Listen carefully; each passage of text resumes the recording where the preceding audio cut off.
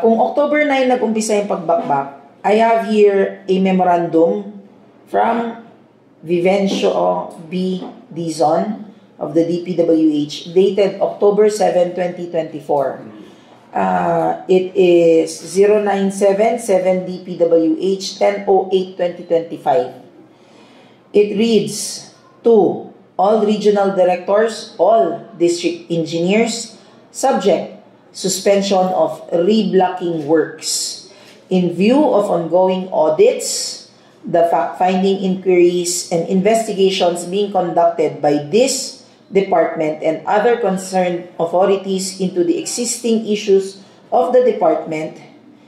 You are hereby directed to suspend the implementation of all contracts involving reblocking works, except for reblocking works chargeable under routine maintenance of national roads, until further notice. However, projects whose reblocking works has already commenced are not covered by this directive, but should pursue completion at the earliest possible time, subject to proper monitoring and documentation. This directive is issued to safeguard government funds, prevent possible dissipation of public resources, and to allow the management to review existing policies. Signed, Vivencio B. Dizon, Secretary. So this is October 7, 2025. Went out October 8, 2025. Anong araw binakbak yung CSU? October 9, 2025. May GC po na sabi sa akin, may group chat po ang district engineers, regional engineers. So it is impossible for the district engineer of the 3rd District of Cagayan, Engineer Esmeralda de Guzman, not to have known about this memorandum order. October 7 pa lang, meron ng memo stating bawal ang reblocking projects. Bakit? Ang 3rd District DPWH Engineering allowed a project to commence despite this order. Kung sasabihin sa akin na drainage project yan, if you notice, pag pupuntahan niyo yung project Kuya Rodel, I don't know if you live there, dun sa gilid, may naiwan kaming awang, no? May space na iniwan doon para yon for drainage project. Tama ba ko?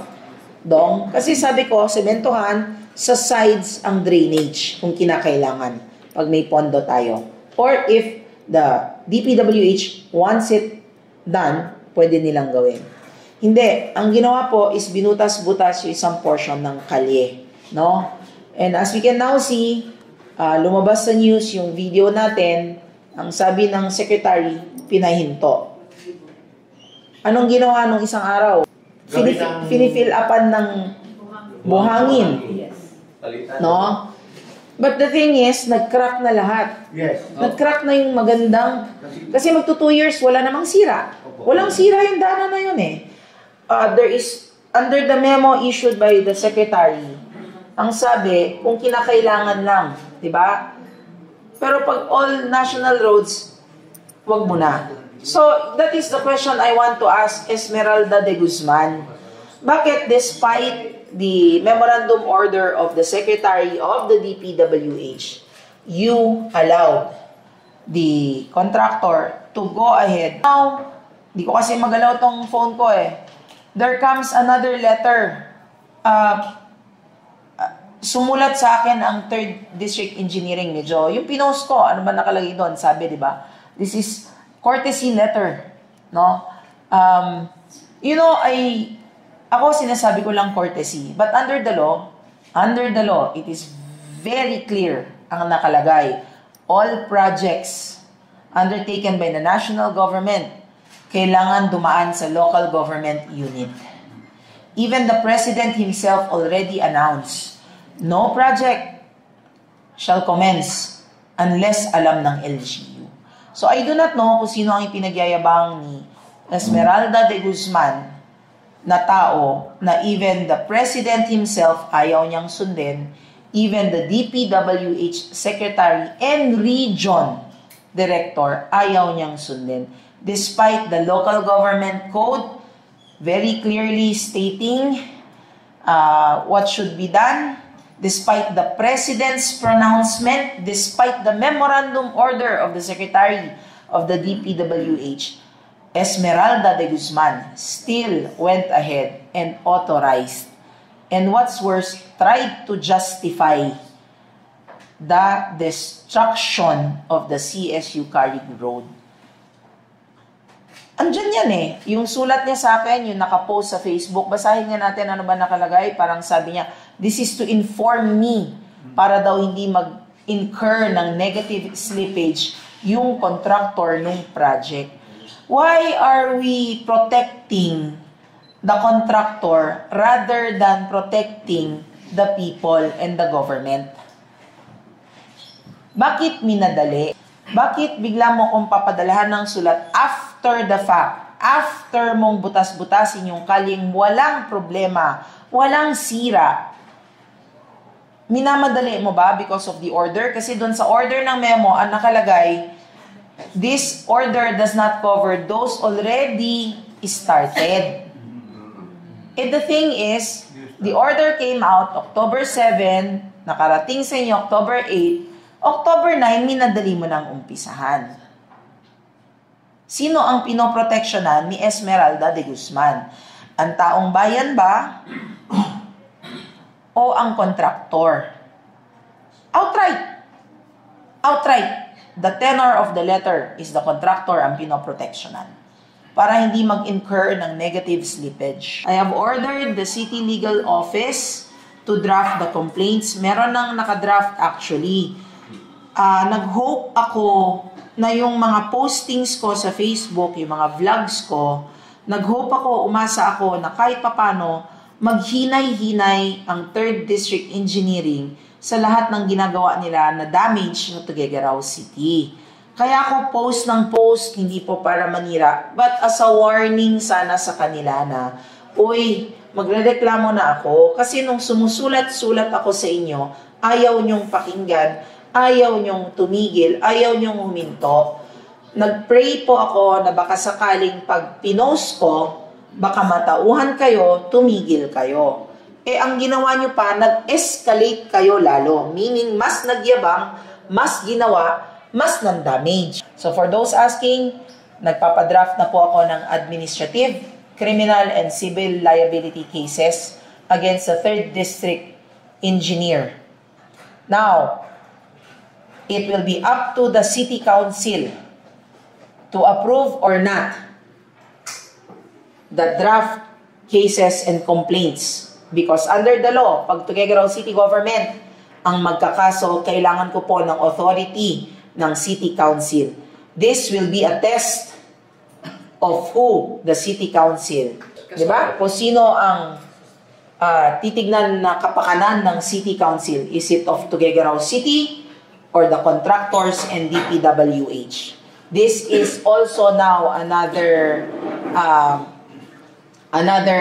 challenge to them. Because I will be asking for the authority to file the cases. Baka dun sa mga nagtataka, bakit po kailangan ng authority? Under the law, yun po ang kinakailangan kong gawin. Dun sa mga nagyayabang, di magkaso ka kung may ebidensya ka. Oh yes, we will. May papel na kaming hawak. Klarong-klaro. October 7 pa lang, may order na ang departamento na ihinto lahat ng proyekto ng reblocking.